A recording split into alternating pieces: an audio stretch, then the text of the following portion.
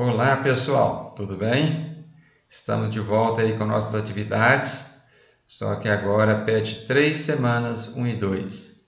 É um assunto que você já conhece, né? PET 2 nós trabalhamos com reino Monera, bactérias e cianobactérias. Então aqui uma espécie de revisão na primeira etapa. Qualquer complemento que vier para você, uma forma de enriquecer o conteúdo. Mas grande parte você já conhece, porque não a maioria, né? Então vamos já com nossas atividades, semana 1, questão de número 1. Pede o seguinte: um estudante escreveu o seguinte em uma prova: as bactérias não têm núcleo nem DNA. Você concorda com o estudante? Justifique sua resposta. Acredito que você já fez questão semelhante a essa, né? A princípio você não vai concordar. Por quê? Primeiro que os procariontes, ou seja, as bactérias, têm DNA. O que os procariontes não têm é a carioteca ou membrana nuclear. Logo, o seu núcleo não está definido. O material genético está disperso, misturado com o citoplasma. Então você discorda e coloca uma justificativa. Tudo bem? Aí tem uma resposta, se necessário a correção, dê uma pausa no vídeo e faça a correção. 2. Descreva a organização básica de uma célula procariótica e faça um desenho esquemático identificando as suas partes principais. Eu vou fazer o contrário, eu vou do desenho para a descrição. Então, se você observa o desenho básico de um ser procariota ou procariótico, é o seguinte: citoplasma que toda célula tem, que é o espaço interno, membrana plasmática todos têm, que é o envoltório interno, parede celular você encontra no Monera, né? Bactérias, algas azuis, as demais algas, fungos e vegetais. Material genético, no caso aqui nós chamamos de nucleóide, molécula de DNA dispersa no citoplasma porque não tem carioteca ou membrana nuclear. Logo, o núcleo não está definido. Ribossomo, que é o local de síntese de proteína, tá? E mais o mesossomo para a respiração celular. Então você observa esse esquema, que é a estrutura da célula, e faça uma descrição com base no que você está vendo aqui. Eu coloquei uma descrição básica para você, nada mais do que foi citado no desenho, ok? Então façam isso aí no seu caderno.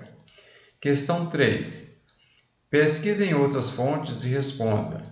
Considerando os grandes grupos de organismos vivos do planeta, bactérias, protistas, fungos, animais e plantas, em quais deles existem seres clorofilados e fotossintetizantes? Pessoal, dentro dos 5 reinos, você vai encontrar seres clorofilados fotossintetizantes, começando no Monera, né? Que são as cianobactérias, no protistas, as demais algas, né? Ou seja, a maioria das algas, e no reino planteu metáptera, que são os vegetais. Os vegetais todos são clorofilados fotossintetizantes. Quais os 2 reinos que não têm esses seres? Fungi, dos fungos, e animalia, dos animais. Os demais, sim. E aqui eu coloquei um esqueminha para você. Siga o modelo, caso você não fez, faça a sua correção, tá ok? 4. A cianobactéria tem sido motivo de preocupação, pois tem provocado problemas sérios para o ser humano. No tratamento da água servida à população, os gastos são enormes, em grande parte devido à contaminação por cianobactérias. A respeito desse organismo, é correto afirmar que são procariontes e fotossintetizantes, com certeza, tá ok? Isso você já viu, tudo bem? Vamos em frente. Questão 5. Sobre a classificação das bactérias, marca a alternativa incorreta. Letra A. Quanto à morfologia, as bactérias podem ser classificadas em gram-positiva e gram-negativa. Não é verdade. Essa classificação gram-positiva e negativa não é para a morfologia, e sim para a constituição da parede celular. Tudo bem? 6. Diferencie bactérias gram-positiva e gram-negativa. Ah, sim, agora é que você vai definir melhor o que vem a ser gram-positivas e gram-negativas. Então, vamos por parte. Gram-positivas retém o cristal violeta devido à presença de uma espessa camada de peptídeo-glicano, nada mais do que polímero constituído por açúcares e aminoácidos, em suas paredes celulares, apresentando-se na cor azul arroxeada. Gram-negativas possui uma parede de peptídeo-glicano mais fina, que não retém o cristal violeta durante o processo de descoloração e retém a cor rosa avermelhado no processo de coloração final. Não sei se ficou claro para você. Então, você faz a coloração dessas células com o cristal de violeta, é o que ele chamou aqui, ó, ganhando a cor azul arroxeada. Quando essa célula entra em descoloração, se mantém a cor azul arroxeada, é o gram positivo. Se com a descoloração chega no rosa avermelhado, é o gram negativo. Tudo bem? Então, essa diferença ela está na parede celular, constituição da parede celular da célula. Tudo bom? Bom, segunda etapa, semana 2, é a fisiologia bacteriana. Pode ser que apareça aqui algumas questões para você que seja nova, né? Acrescentando aí conhecimento, nós chamamos de complementação do conteúdo. Então, vamos em frente. Questão de número 1. O fenômeno das florações de cianobactérias nos ambientes aquáticos de abastecimento tem causado grande preocupação em razão da natureza neurotóxica e hepatotóxica de certas cianobactérias que, em geral, proliferam nos mananciais eutrofizados como consequência do excesso de nutrientes presente nas águas e das condições ambientais próprias. Considere o exposto e responda. Letra A. Que são cianobactérias e que reino pertence este grupo de organismos? Retomando aí que nós já fizemos, né?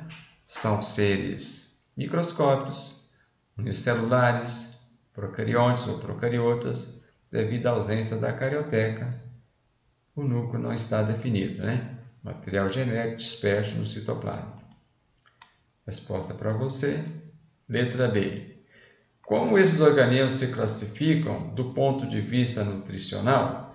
Bom, cianobactérias, sua forma de nutrição, o que é?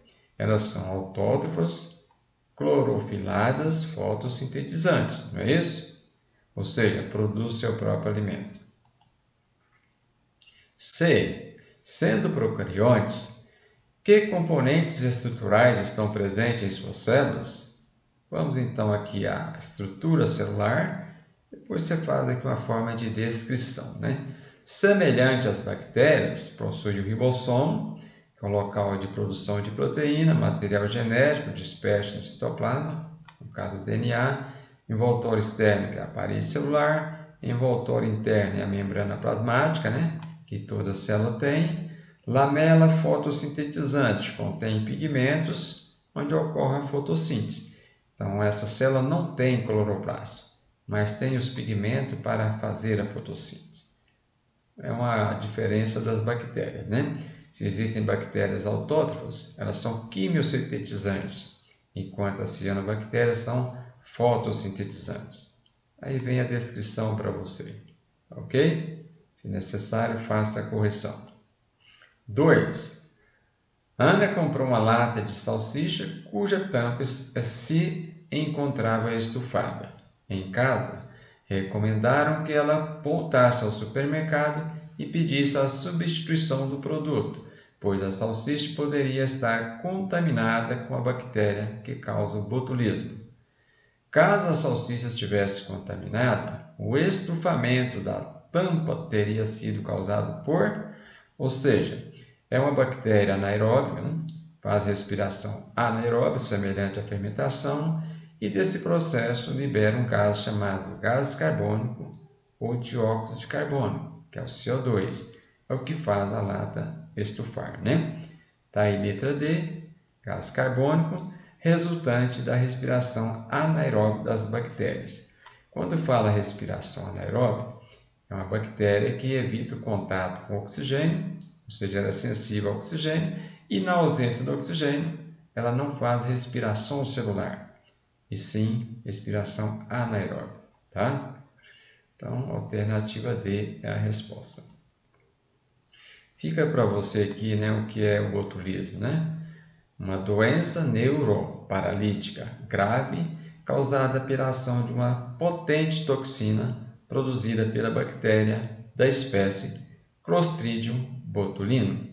Ou seja, pessoal, essa doença, além de grave, né, que ataca principalmente o sistema nervoso, normalmente ela não é tratada com antibiótico. O que interessa no tratamento não é eliminar a bactéria, sim neutralizar a toxina da bactéria. Então, o tratamento normalmente se faz com soro, porque o problema está na toxina, ela é que causa a doença, o botulismo. Ok? 3. Levando-se em conta os fatores que favorecem a reprodução das bactérias responsáveis pelo botulismo, mencionadas no item anterior, conclui-se que as toxinas que o causam têm maior chance de serem encontradas onde? Em conserva com concentração de 2 gramas de sal em cada 100 gramas de água. O que quer dizer isso daqui? O sal evita a proliferação de bactérias, é um conservante. Só que aqui, pessoal, ele se encontra em baixa concentração. 2 gramas de sal apenas para cada 100 gramas de água. O ideal seria de 10 ou mais gramas de sal nesse volume de água. Portanto, concentração baixa, as bactérias se proliferam. Não inibe o crescimento das bactérias. As demais alternativas contêm fatores que inibem a proliferação da bactéria. Portanto, marque a alternativa A. 4. As principais ferramentas empregadas na tecnologia do DNA recombinante são as enzimas de restrição, que têm a propriedade de cortar o DNA em pontos específicos. O papel biológico dessas enzimas bacterianas na natureza é provavelmente... Bom, pessoal, primeiro, o que vem a ser essa enzima de restrição? Uma molécula que funciona como se fosse uma tesourinha, cortando molécula de DNA em pontos específicos. Então, para a bactéria, ela utiliza essa enzima como fator de proteção, né? Para se proteger, inclusive, do vírus bacteriófago, que é um parasita de bactéria, ok? Então, a alternativa A está correta. 5.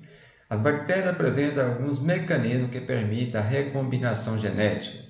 Esses mecanismos são considerados por muitos autores como uma forma de reprodução sexuada, porém outros preferem afirmar que se trata apenas de uma forma de recombinação. Identifique as formas de recombinação genética nas bactérias e caracterize cada uma.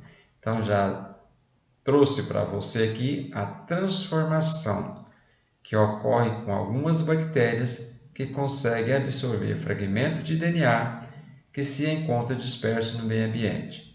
Esses fragmentos são incorporados ao material genético das bactérias, fenômeno conhecido por recombinação genética. Bom, então alguns tipos de bactérias, isso aqui é considerado sim como reprodução sexuada, né? O que é um conceito de reprodução sexuada? Quando há troca de material genético entre dois indivíduos. Por isso, considera uma forma de reprodução sexuada. A bactéria simplesmente absorve do ambiente fragmentos de DNA de outro indivíduo e incorpora ao dela, por isso nós chamamos de recombinação genética. Transdução é quando uma bactéria tem pedaços do seu material genético transportado para outra bactéria através da ação de vírus bacteriófagos. Com a liberação dos bacteriófagos e o ataque a outras bactérias, ocorre transferência desses genes para o DNA de outras bactérias. Nós já trabalhamos um esqueminha de bacteriófago. O que ele faz? Ele introduz o material genético na bactéria e induz essa bactéria a reproduzir novos vírus. Então, os genes, material genético dessa bactéria, incorporado a esses vírus, ao infectar outra bactéria, leva, sim, fragmento de DNA ou de material genético de uma bactéria para outra. É o que nós chamamos de transdução. Outra forma de reprodução, digamos, sexuada. E finalmente a conjugação, que você já conhece lá do PET 2, né? Então o que é a conjugação? É a reprodução sexuada, onde ocorre troca de material genético entre duas bactérias. Ela forma uma ponte citoplasmática, digamos assim, né? Liga as membranas e forma um canal.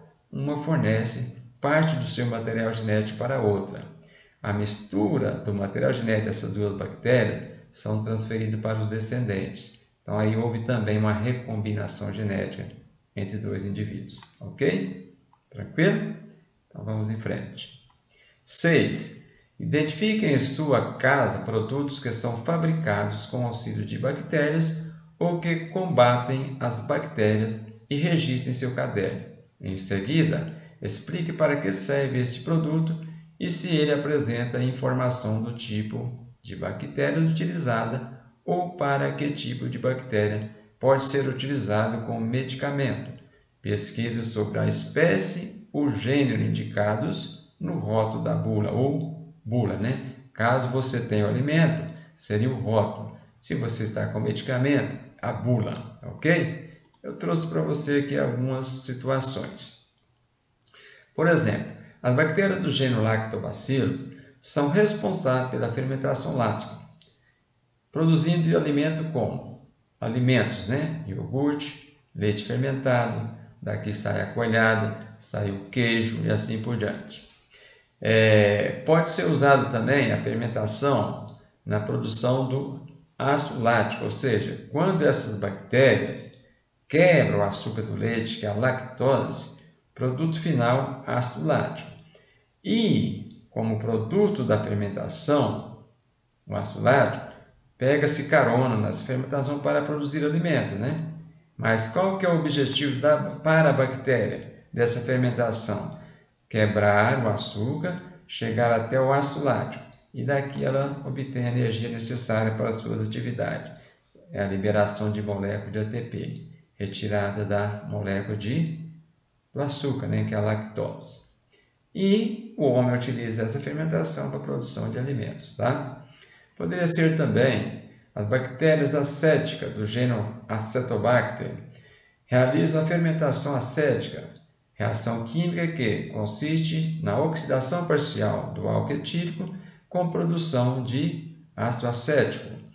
Este processo é utilizado na produção do vinagre comum e do ácido acético industrial. Bom, é outro tipo de fermentação, né? Então a bactéria, aqui também seria a quebra de um açúcar, né? Para produzir o álcool etílico, né? E, como produto, ácido acético. O vinagre contém um ácido acético, que é utilizado na cozinha, né? E, finalmente, produção de antibiótico, né? Então, até aqui um exemplo.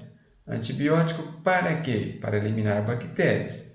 Eu citei a amoxicilina, poderia ser outro, penicilina, por que não, né?